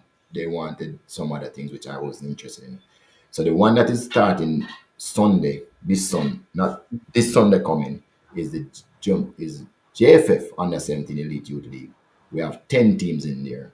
Hmm. Remember, we have Mount Pleasant, Waterhouse, Cavalier, Arborview, Portmore, Oh, Peters. so there are more than one. Yeah, Petersfield, Reno. No. The Yeah. other thing is some practice thing between 4 clubs. That's not, Okay. we're not interested in that. We are interested in national development.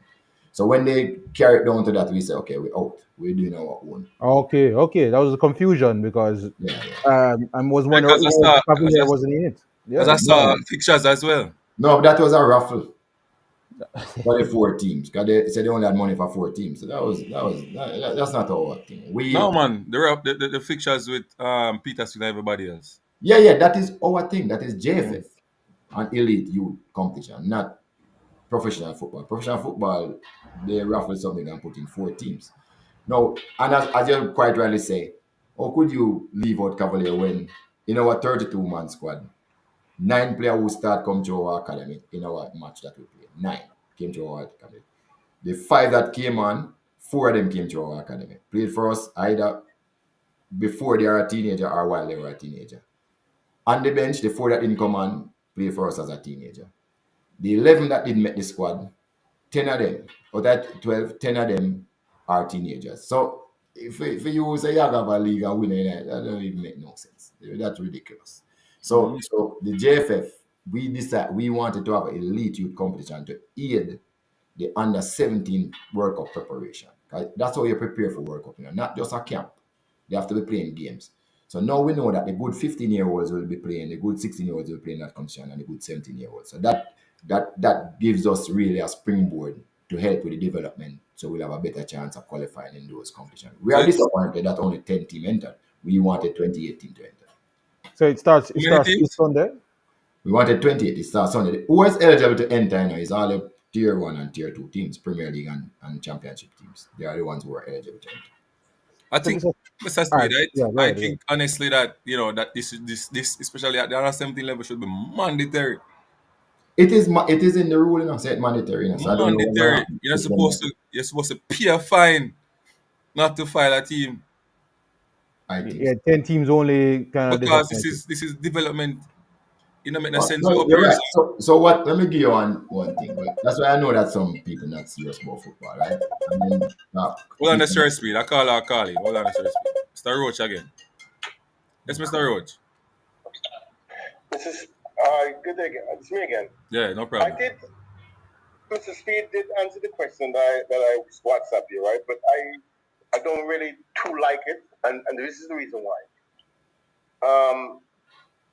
A lot of countries in the Caribbean may not be well prepared, like how Speed outlined that Jamaica is going to go through. However, if, for example, you have the qualifiers coming up for the under 17, it is also very prudent for CFU to get enough Caribbean countries qualified for the World Cup. And what we could do is have a tournament before the qualifier, so people understand where their team stand in terms of the quality, where they need to tweak, so they could get a better chance of going through. Because Mr. Speed said the under 17 is going to travel Europe and play a lot of friendly games, and that's good. But suppose if instead of they traveling to Europe, they will play like a CFU under 17 tournament, prepare themselves for the qualifier. That also can work. And this can help capacity throughout the Caribbean, because we need to get a lot of Caribbean countries qualify the World Cup, any age level. So how do we go about it collectively? And that's very, very important. Understand? Yes, Because yes. I live in the Jamaican context to get educated and to see what works and what do not work. But when we get a lot of exposure, because one of the things that Antoine said on Management Show is that throughout the world, from age 7 to 13, all of the players across the world is equal, sort of equal. But from age 13 to 18, there's a big gap because those countries get to expose their players so they can develop faster and better. And that's the sort of concept that I want to implement. I would like to see implement. I'll listen up here. All right.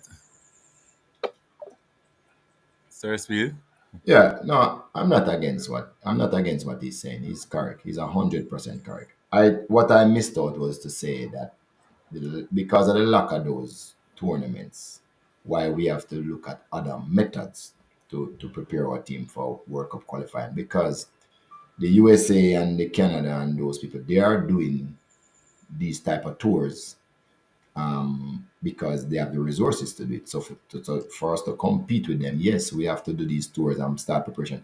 No, but I agree with him 100% that more should be done in the Caribbean. Like for instance, CONCACAF built, and them going probably don't like me, but CONCACAF built a huge facility in Dominican Republic, right?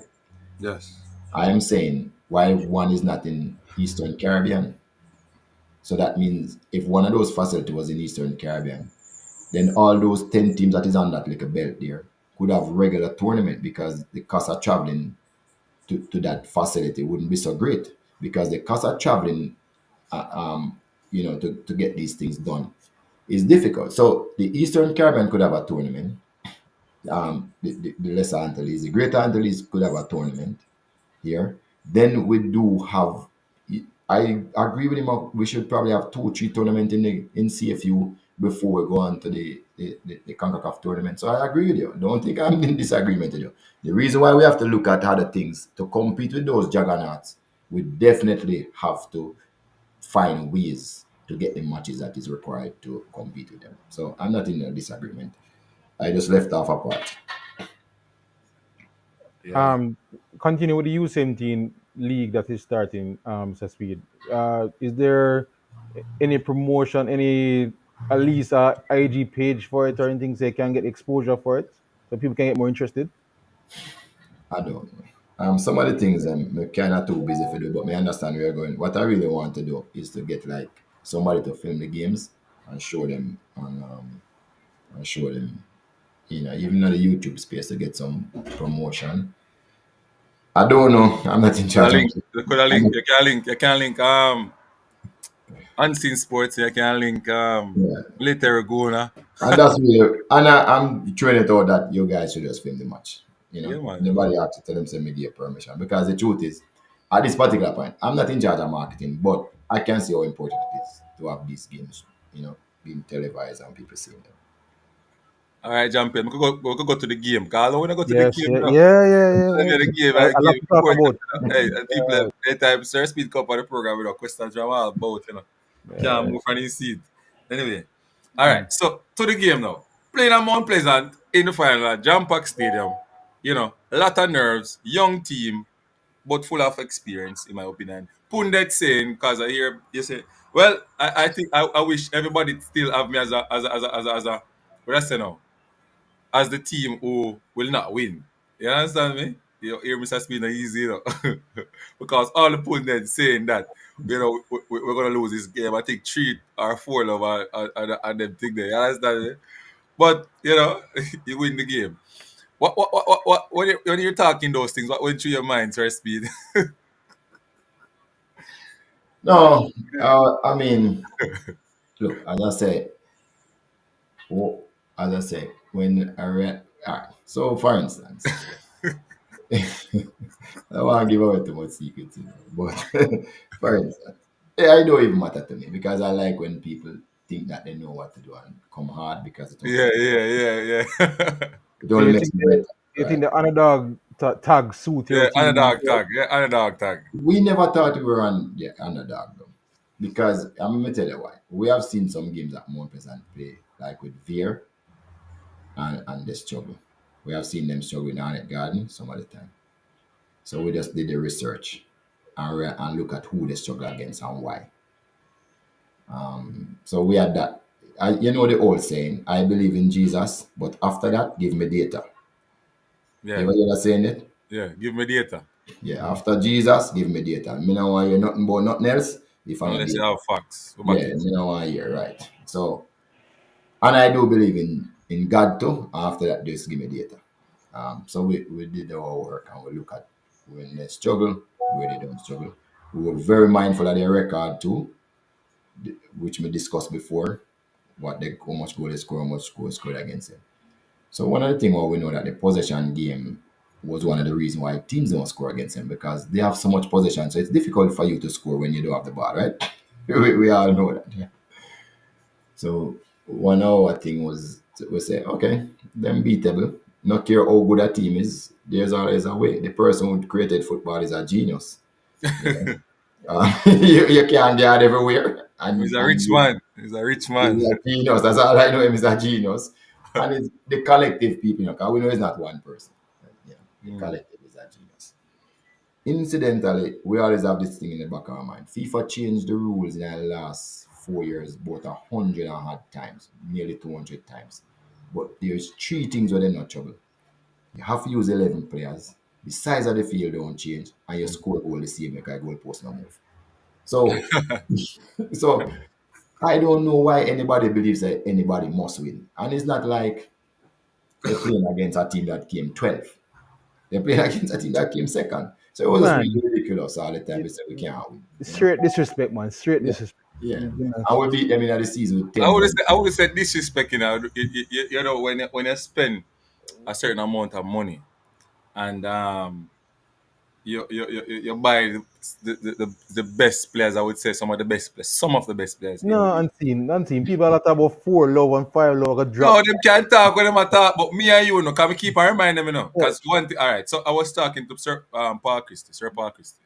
You know, I think he made a big change, some big changes at Mount Pleasant. You know, one of the best managers I've seen for a long while, right? And he's saying that I'm saying to him that remember Cavaliers history versus you. Cavaliers have more wins than you guys. You understand me? And he's saying that it's dead even between when he is at um Mount Pleasant. You understand me? So I say no. I put in a context. No matter if you did it, you just come. Cavaliers have it. Well, he must say, boy, you know. So he might try convince himself, say, you know, maybe on head to head, Mount Pleasant are the better team. So you have to give him that. You understand me? And him right in a way where when him just come. All right, right, Jean Pierre. Yeah, But man. at the end of the day, people always remember that Cavaliers head to head is a better team than Mount Pleasant. I wouldn't even go that far now because Speed alluded to himself. This I look at the season series more than the head-to-head overall. So you look at this season, and while in the first game at Sabina, more pleasant had a good run of the game, and the red card never helped Cavalier at all. But the fact that Cavalier was still able to rally and win that game speaks well against their tactics against more pleasant. I don't count the second game as Speed said because them did dead on the legs. I was right after I think Cincinnati, so I couldn't count that game really. So analyzing the first game, yeah, while they have issues with the likes of Campbell and Guthrie, but the fact that they were able to still weather the storm and come back with 10 men bode well for me. So I'm one of the few people to believe Cavaliers going to win this game. That's true. But one of the things about us is that even with our flexibility, remember, you know, every time this is the third time playing Mount Pleasant in a playoff game, and we have this fourth, and we have sorry third up to that point, and we had 1-1. Remember the first year we played him for third and fourth, you know, when we were like playing Nicky with Dale, we had like peer kids, and we still won that game in the stadium. So we are a team that adapt very well. Even if you play us off the park one time, when you come back next time, I'm going Yeah, yeah. we will adapt and find a way. We have this winning mentality that people seem to underestimate. So I mean, so we never thought that we would lose, and that's the key. And let me tell you when we know say, and football is both mental and physical. Let me tell you when we know say we win by whatever means necessary. When I came back to training the Tuesday morning after the semi-final win, and I was saying to the players then, well, the players then said two things to me. Hear them, coach. You say just go and like say we are hotted, coach. Oh, you bad up the man with the ball, so that's the first thing I said to him, right? So me say, no man, me that defend your rights. Can me play it down. So me and them, so me I say, all right, but clap on yourself still for win come a final. No man no clap. A one man clap. And our man they just transfer come to the club. Man is a coach. After we know win not yet. Is a friend and tell me that. Me not even if you say. Because me know say now they mind the right thing of the game. Yeah, yeah. This is 2 days after the semi-final big victory, Then say coach. After we know win not yet. And that probably come from our lessons that we learned by losing 3 straight final. So now them as a coach, we always had happened before. So even I didn't even have to take them out of that frame of mind. Which tell me, say, all right, that's my time to prepare them now. Because them don't have a frame of mind. You said you always thought he will win. So after actually in the game when Thomas hit the post, and then they couple minutes later see that fluff shot by Campbell going in. You never at that point think, say, my guy is not gonna be overnight. And now at no point you thought that. No. I know we're going to. I was thinking about making some adjustments. I was just thinking about making some adjustments now. And instead I try to contain, like, okay, so let me give you an idea. I always thought the match when I was going to come from either Topi or Sule Makala. They were going to do something and win the match. Not that they must score the goal, they were going to probably provide a pass or in Sule case him could score kind of a lot of assists and a lot of goals, 7. I mean most by any defender for the season. And Topi was the one who picked out Campbell for that first goal. So Topi is a dangerous customer can come in both offensive and defensively in good. So I was trying to contain them mostly, right? Never make them get into the action. So they come up too much. And I use business to stop him. So and then attack the right, so the coach would start say, oh, maybe we should have gone and stand up and don't bother attack someone. So it was a well thought out plan to get Sule out of the game because he might probably the most influential player when in the big games and when nothing now go on for them. And then eventually when I put Jalmar Calvin over there, him just go play left back basically. Right? So because everybody afraid of Jalmar Calvin in a way. So that was kind of part of the plan how to deal with them. So we had a real good plan, and if you notice in the first half, we did get the chances on the right side where we could have really damages. So it was a really a plan. And as I said, one of their strength was to use Sule to inverted wing back and doing things from there. Our thing was okay, so let us focus on him since him had the strength. Oh, so when him are playing to him strength, why him play weak? And we know say the right side we can always come on with the whole day. So I mean football not that hard for work out, if people understand how to do it. Then also when him say busy there, him knows that if him go too far and busy counter, him dead, him not there's no comeback for comeback. So him can't go neither. Him have to just catch so at the time, Mr. Speed, that the same thing we said to my friend beside. We said, Sola Makala, in this game, have to be very disciplined defensively. Can't want like him want to invert at the midfield all the while and run left. Him tried it a couple times, but when the break out, you see, if we clinical upon the counter them, about with a 2 goal up in the first half. Yeah, Some good because save by Davis. indiscipline one at a time. I wish if busy they make better choices in passing. Yeah. Calvin that And scored. Calvin never need to kick the shot there because we had 2 people running in. All he had to do was place it to the far post. I think we'd get the 2 based on where everybody. He never had to take the shot. He just carry it in and pass it over to the When we look at that clip though, still Calvin should have the first touch. Calvin should have put himself in front of What name again? Sole. Just push it first with enough pace so the keeper can't get it, and then if keeper come out, him just slot it home. But you're right. Right. Yeah, I agree. So him look back now, him can reflect But the one that busy after him shouldn't cross it to Daxel. Him should have get in the box sometime because Daxel was running away from him. Daxel never come to him, So him could have carried on more on Daxel to the one where Daxel head out for a corner. And then, as me say, the goalkeeper, the one where him saved, only Sunday could have saved the one upon. The one with the header from him. Man, that first one, man. Any other day, What reaction, man? Yeah. Any other day, I level save, man. I level save. Probably the best keeper in the league right now. Really good. He is. Iman Vina Barkley. I think he was the man of the match in my eye. From more pleasant. Him. Shaquan Davis? Yeah. I don't think anybody else could have get it. Then we work out something there. And I just bad marking making square goal because Lynch still have him. You know. We work out Devante and we know say him love on the flank. We just not give him the flank. I think the keeper, that goal, that Same was was unsighted. It was unsighted, man. It was a fluff shot. It even like it got a little bit of deflection, but it was definitely unsighted. And then it dropped first and boom, it go high first and then it drop it roll like, you know. And that's Yeah, like yeah, nine body. yeah. It was a surprise, yes, but it was. no, but I think no, like how the ball come across him, should at least carry himself over a little bit more. So if it go, him can go down in time, but him there a little bit far away. No, So he by the time can't he go drop down yet. himself, He he can't already go know. down till the guy kick the ball. Because the guy could have gone near post, you know. So Yeah, he can go the opposite side. So I wouldn't want him to really cheat. No, I to go mean, over the when top. him kick the ball, remember, when him kick the ball now go fast, you know. Him could have go over. And when the ball miss, when him hurt, Ming miss. that time him go down. When the ball hit me, him go Or down. it could have deflect on Ming too, because I'm not even sure. Too late, you know. But Yeah. say go, gone already. But Sir Speed, my analysis of the game. One, the matchups. A lot of people think the matchups are far apart, right? So you look at, say you match up the two goalkeeper, them not far apart. King, best centre back in Jamaica. Ming, one of the best centre back in Jamaica.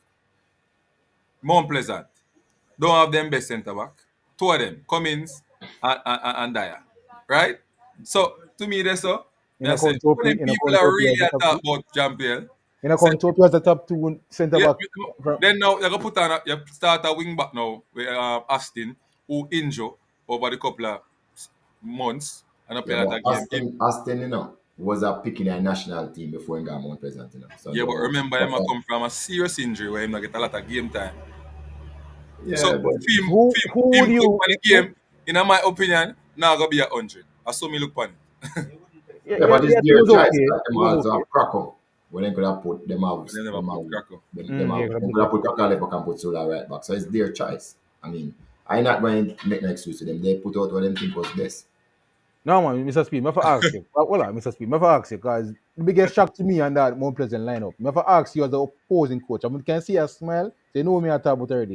How you did think when Shandy James was in the lineup, a player in our team? That was a What came to your mind when you see James right there in the lineup? Because it You shocked know, me. honestly, I thought it was the next James on Trinidad. I did just look I and say thought so James, you too. know. Yeah. It's when it match start, I realized but the truth is, might it was probably a blessing in disguise I didn't have Ronaldo Barrett, because I would have started. And what happened was that Cadet though is a different type of central midfielder. Who was the one who was entrusted? Whosoever them put there, because I wasn't sure who them going to put there. He would have take care of that person. So there was really somebody to take care of him still. Even if it was the other James. And Cadet is highly intelligent. He might look slow, but he's highly intelligent. I mean, one of the most intelligent player in our league. So, but Shandy, to me, when he was at Arnett doing and Portmore, I had a lot of time for him doing. I thought he was a top quality player. I don't know what happened. Him not supporting anymore. But him not a 10 though. Him clearly is either probably more of a 8 or a 6. I never see him as a 10. I was Shandy's shocked. at 8. I was shocked. He's more of 8, but he was clearly looking like he never played much this season. So he never look much sharp. To see him coming in one final now, intense game like this was a bit surprising. Yeah, true. But maybe he was doing something in training that Yeah. appealed to them. That's all I know. But seriously, we're going to the midfield now. I am match up midfielders. So you have what's his name again? That old midfielder from Mount Pleasant. Howell, Yeah, versus a Cadet, and then you have Demar Phillips. Demar Phillips. Me personally, Demar Phillips. I don't know what is happening, but the level in the right here as a national player, take time I come down like you know what happened, but now player come used to play. You understand me? Now play. Normally when Demar Phillips are playing, the man they carry the ball forward, and a pass and a split lines and all them thing there.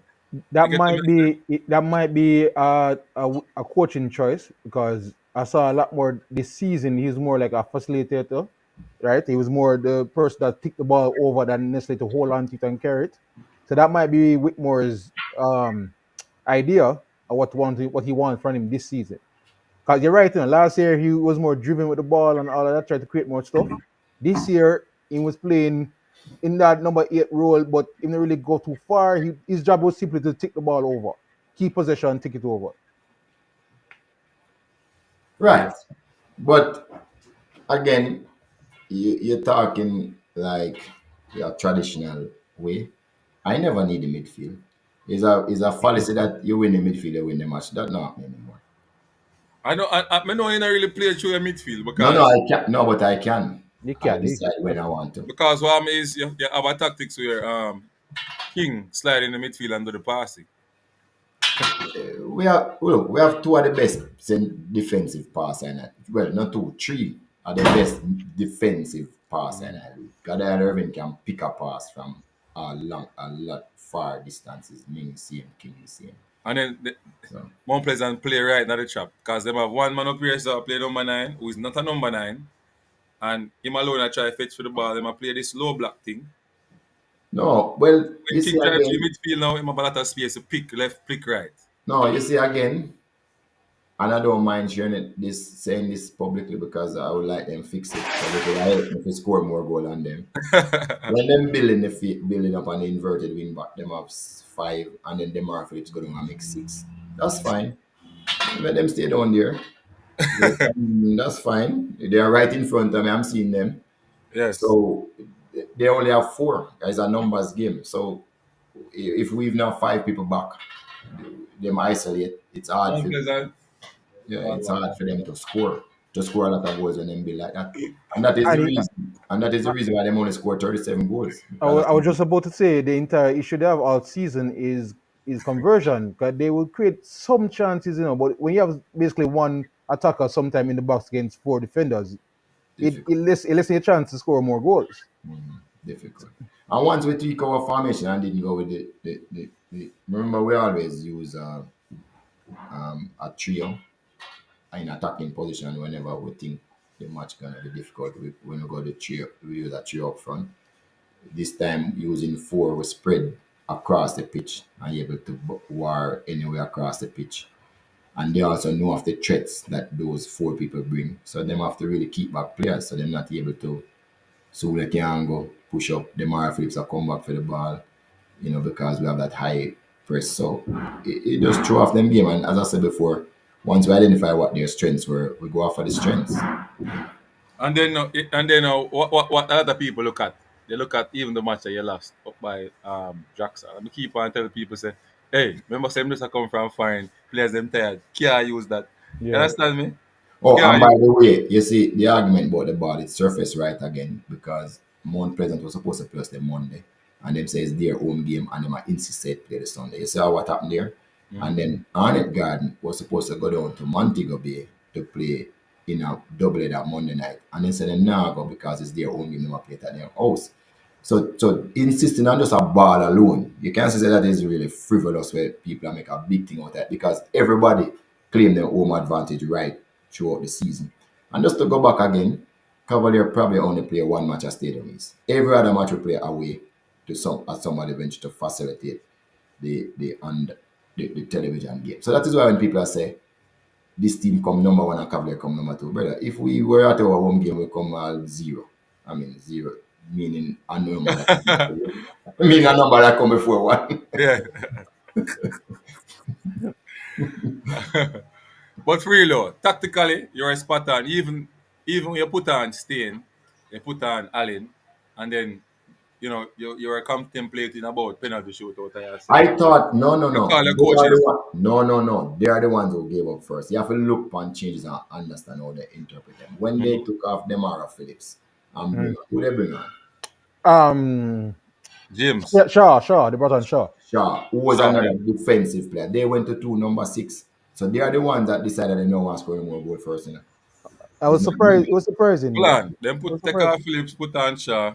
They went to do number 6. Them take off the 8 and go to a 6. That, as I said, if you study at Sends message. you realize even if them all say no, it don't matter what them say. Because football is not what you say, is what you do. So if him take off a 8 and put on a 6, what he's saying, block it up, nobody can see no more. Isn't that what I'm saying? Mid block. Al- Mid block. although to credit to Whitmore, Shaw was playing more box to box though. He was trying to float between going back and forward, but it's not his strong suit really. Exactly. It don't even matter what I'm trying to do Mid because block. yeah, he's not that. He's a six. So One once forward up. them do that, I knew that. So what I did for counter was take out my stationary midfielder Just and get put it. in Allen, Yeah, who will yeah. run to try and counter that move because in my mind in go stationary with two like this. So I just put it. I They don't were need. 1-1 at that time? Hmm? Or they were one love up. No man, it was 1-1 when they give 1-1. up. Okay. In the 70th minute. Yeah, check back the game. 70th minute and give up. I said them up play for it. Them now concede, they don't want to concede. I went for Allen. Well, Allen usually sometime in pop up and score, but it never work out still. But yeah, that's how it goes. That's why it was harder for us to break them down afterwards because them really had two number six in front of the back line screening. We saw now that the weakness. So once we got Soleto stay, then we start to go overlap with Gadiel. So if you not notice, Gadiel started to come up the left side a little bit more now. Yep, that's true. We'll try to see if we could pry them up over there. I think Gadiel rush one of the cross to him get behind them. But it never materialized. I saw there was a clear plan for Devonta Campbell. Can you explain upon it what exactly you guys did to nullify him for most of the game? Again, is there's a type of defending that the Dutch use. It's called right name again. Resting back four. Yeah, We just did overboard a little and did a resting back five, which was with Cadet, and we made sure that there was no space behind us to run from either side. Neither Kim wanted to do it nor him. We just made there was no space to run, so they had to be cutting it. But as I say, it was poor marking that allowed him to score that goal because we should still have picked him up when him come in. The same player should have picked him up. But that's what we tried to do, make sure that there was no runs behind. Jumpy, that's why I can't beat speed when I go against him. Because I'm an A-line, I'm a C though. Can't beat. They did well, man. A bit of Hey, joy. we never know sense of time fly fast. We only have 3 minutes. We can't believe 3 minutes. I don't know why we come for us off here, but we only have 3 minutes. I have a shut it down. Oh my god. But anyway, okay. it was a good one. I've been Sir Speed. I just think that you're really outsmart Mount Pleasant this time around. They were in a little difficulty with their two centre backs out, but I think with the quality that they have, they should have you know perform a little bit better in my opinion. I think they got ranked in the season with their offload one of their best strikers, which is Marlon Allen. I think. It opens avenue for other teams to beat them. Still, it's good for Cavaliers. Yeah. But And all that we did never must work. That's how football is. But when you do the better things, then man, you try. So even every single player that they had coming on, we worked out when they come on what is the likely impact of what we're going to do. We did all of that numbers, and it's hard work, but it pays off. yeah. Jean Pierre, you have to say last spot of the show. Yeah, man. They said only a few people who thought he would win, so we probably deserve a jersey too. A two-person, Who's that other person? unseen. Unseen, yeah. I Always. joke, We're I not, joke we're now. not, we're not, All right, but yeah, man. Well done again, Mr. Speed. I honestly thought you guys were deserving of it. So I look forward to the Caribbean Cup to see what you guys do. Thank you. Sir Speed, and last thing. Listen to the No, no, fans. no. I just say thanks to all the people who supported the fans and everybody. And it's true that Jean Pierre was the only one that said we're going to win in public. So other people come afterward and say they know we are win, but they never say it in a public. No, I never said that publicly. No one, Jean Pierre said it publicly, No one. Yeah, even with the percentage of people who vote for. And Let we me see couldn't some. believe Let me see some things. Me, I said, Jesus Christ, no sir. So and I people don't probably think, Cavaliers. saying him mad. What? I don't think they'll probably do it We again. travel guy the match now is a Mount Pleasant fans me travel with man. The first goal scoring now, be a shot to get it up. But. I mean I say watch you want go on. Don't worry yourself. No, again, I must tell you that hats off to Peter Good and Amanda Good, who are really more players are my friends when the people, Yeah. the owners are my friends. I mean, I really appreciate them too, respect them, and I'm happy they are in the Premier League because they make it better. And I just hope next year you have the trilogy. That's all I can finish. All right. People, there you have it. Sir Speed was on and you're giving his insight on the game and a lot of things about football internationally, Jamaica. So big up on yourself. Thanks for coming on. Thanks for supporting Unseen Sports and the Cavaliers football channel. Please to subscribe, like and share. Jampiel fan as well. And we are going to be out in a couple of seconds because the software is going to shut down. Understand me? Have to go and buy the package. Understand? But it's great. It's great. It's a great feeling to be here and doing these type of works for football lovers in Jamaica and in the Caribbean and all over the world. Big up on yourself, and we are going to be out.